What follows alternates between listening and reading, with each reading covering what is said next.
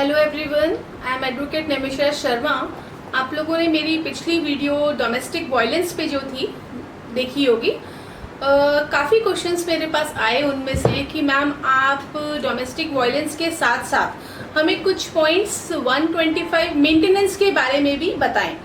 तो मैं आज आप लोगों को बताना चाहूँगी कि मेंटेनेंस आप लोग किस तरह से फाइल कर सकते हैं और कौन मेंटेनेंस के लिए एलिजिबल है। तो हम आगे बढ़ते हैं और मैं आपको बताती हूँ। मेंटेनेंस का मतलब होता है भत्ता, मतलब कि आपका गुजारा, आपके लिए जीवन को यापन करने के लिए हमें कुछ सुख सुविधाएं की ज़रूरत होती है, जो मेंटेनेंस हमें अपने हस्बैंड के द्वारा मिलता है। दूसरी बात यह है कि मेंटेनेंस जो है वो केवल एक वाइफ ही क्लेम नहीं कर सकती। ये मेंटेनेंस पेरेंट्स जो आपके साथ रहते हैं या आपके साथ नहीं भी रहते हैं, लड़के के साथ, वो भी मेंटेनेंस क्लेम कर सकते हैं। Sections 125 CrPC is a criminal procedure code 1973। इसमें साफ लिखा हुआ है कि जो एक औरत जिस आदमी से शादी हुई है और यदि वह आदमी उस औरत को उसका कोई भी गुजारा भत्ता देने से इनकार करे, साथ रहते हुए भी आप मेंटेनेंस एप्लीकेशन फाइल कर सकते हैं। और यदि आप अलग हो गए हैं तो आप उसके लिए अपने हस्बैंड के खिलाफ चीफ जुडिशियल मजिस्ट्रेट का जो फर्स्ट क्लास मजिस्ट्रेट का कोर्ट होता है उसमें आप एक मेंटेनेंस की एप्लीकेशन लगा सकते हैं। सेकेंडली, सिमिलरली अगर बच्चे अगर आपके आउट ऑफ दैट वेडलॉक आपके कोई बच्चे हुए हैं तो उन बच्चों के लिए भी आप कस्टडी अगर वाइफ ने ली है तो सिमिलरली वो बच्चों का भी मेंटेनेंस हस्बैंड वाइफ को पे करेगा।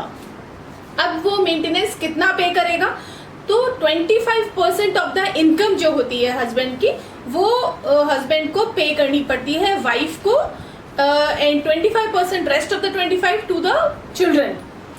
ओके, अब पेरेंट्स का, मेरे पास एक आंटी है, उनका भी कॉल आया था कि क्या मेरा बच्चा, मेरे पास पेंशन नहीं आती है, मेरे पास गुजारा नहीं है और इस लॉकडाउन पीरियड में काफ़ी रेंट, उनके पास रेंट आता था, वो रेंट भी नहीं आ रहा, तो क्या मैं मेरे बच्चे को फोर्स कर सकती हूँ? अगर वो प्यार से नहीं दे रहा है तो क्या मैं उसके खिलाफ कुछ एक्शन ले सकती हूँ? तो जी हाँ, आप अपने लड़के के लिए भी ये बोल सकते हैं जी। और अभी सुप्रीम कोर्ट की नई लेटेस्ट रूलिंग भी ये आई है कि आप अपनी डॉटर से भी मेंटेनेंस क्लेम कर सकते हैं अगर वो पेरेंट्स सक्षम नहीं है खुद को रखने के लिए, उनके पास दवा का या उनके खान पीन का पैसा नहीं है, तो वो सेक्शन 125 सीआरपीसी में जो पेरेंट्स अपने बच्चों पर डिपेंडेंट है उनका खर्चा लेने के लिए वो सेक्शन 125 सीआरपीसी में पैसा ले सकते हैं। वाइफ जो है वो वाइफ, पेरेंट्स या जो बच्चे माइनर हैं, और डॉटर जब तक की डॉटर की शादी नहीं होती है तब तक के लिए और लड़की जो है वो अपने पापा से, अपने पिता से 125 सीआरपीसी में मेंटेनेंस क्लेम कर सकती है। आप इसके लिए फर्स्ट क्लास जुडिशियल मजिस्ट्रेट के कोर्ट में जाएं, वहाँ एप्लीकेशन लगाएं, कोई भी एक एडवोकेट लीजिए। और अगर आपके पास इतना पैसा नहीं है कि आप एडवोकेट हायर नहीं कर सकती हैं, तो आप वहाँ पे लीगल एड की सुविधा सभी सरकार के द्वारा की गई है, तो आप वहाँ पे लीगल एड से भी सहायता लेकर, आप लीगल एड जो है वो एक आपको एडवोकेट अपॉइंट कर देती है आपके लिए, और आप वहाँ जाकर उनकी सहायता से अपने लिए केस फाइल कर सकते हैं।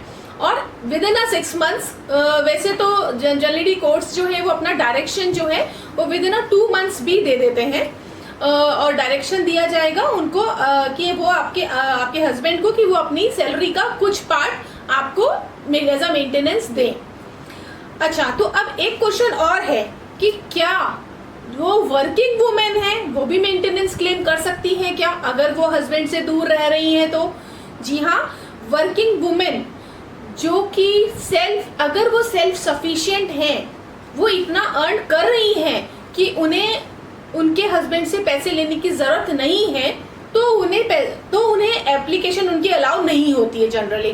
पर सुप्रीम कोर्ट का लेटेस्ट रूलिंग है कि अगर कोई वाइफ अपने आप को सेल्फ सफिशिएंट सस्टेन नहीं कर सकती है तो उस जगह में वो एप्लीकेशन फाइल कर सकती है और उसे अपना पूरा सैलरी का रिकॉर्ड वहां दिखाना पड़ेगा कि उसका कितना पैसा, उसका सैलरी का कितना पैसा उसके किराए में जा रहा है, या अगर बच्चा है तो वो बच्चे में कितना खर्च कर रही है। आपको पूरा अपना ब्यौरा देना पड़ेगा और कोर्ट आपकी एप्लीकेशन को अलाउ करके आपको आपके हस्बैंड से एटलीस्ट 25 to 30% जितना आपको पैसा दिलवाएगी।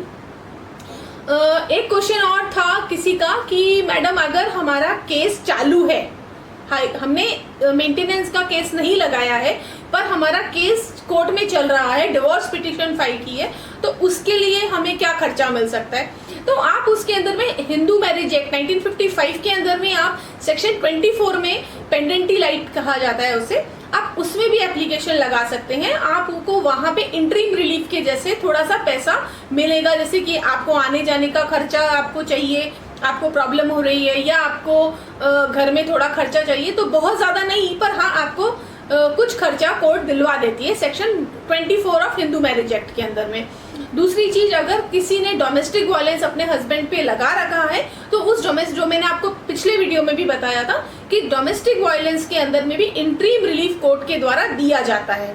तो आप जो भी लेडीज हैं वो सफर ना करें और इस तरह से पैसा आपको कहीं ना कहीं से फर्स्ट क्लास मजिस्ट्रेट की कोर्ट में पिटीशन फाइल करने से आपको मिल जाता है। एक क्वेश्चन बड़ा इंटरेस्टिंग था कि एक हस्बैंड ने मुझे फोन किया कि मैडम ये 125 CRPC क्या केवल औरतें ही मेंटेनेंस ले सकती हैं, क्या हमें नहीं मिल सकता?